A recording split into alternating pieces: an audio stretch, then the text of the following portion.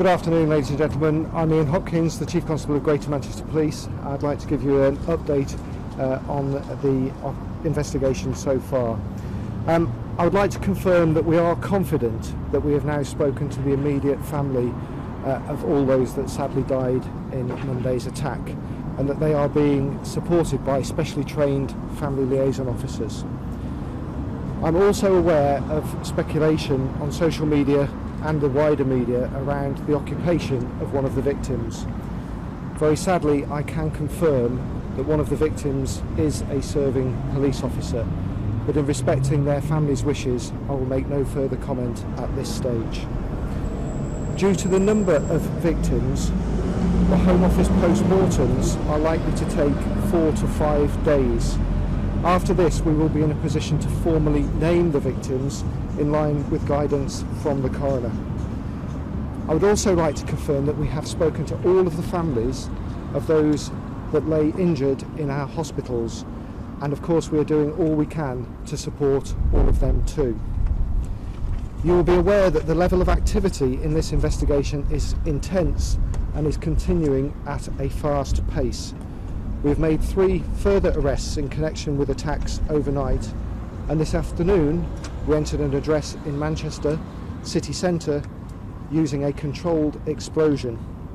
Officers are currently at the scene searching that address, but in order to execute that entry we did have to close a mainline railway line for a short period, but this now has reopened as we continue those searches. So that brings the total number of people in custody currently to 4. People across Greater Manchester will have seen a significant increase in the number of armed officers on mobile patrol and at static points across the city. We have been supported by forces from across the northwest and beyond, and this forms part of our well tried and tested plans for any major terrorist attack. Obviously, with the announcement from the Prime Minister last night of the increase in the threat level to critical, you will be aware that the military are supporting policing across the country under the codename Operation Temperate. This is about the military being used to guard iconic sites and other sites outside of London and across parts of the north. This frees up armed police officers to then give the police service capacity to deploy them to places like Manchester as part of our plans for keeping the country safe. What I would confirm is that there are no military personnel patrolling the streets of Greater Manchester, nor are there any plans for that to happen at this time. The armed police that is now available throughout the rest of the country is being used to supplement my armed officers here in Manchester, and in particular is enabling us to work to make sure that the planned Manchester Games and the 10K run go ahead this weekend. We obviously had significant plans in place with event organisers and Manchester City Council around those annual events.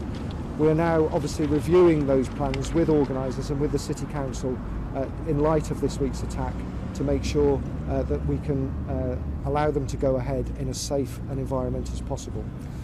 So I am happy to take a couple of questions at this point. Mr. Hopkins, have you found the bomb factory?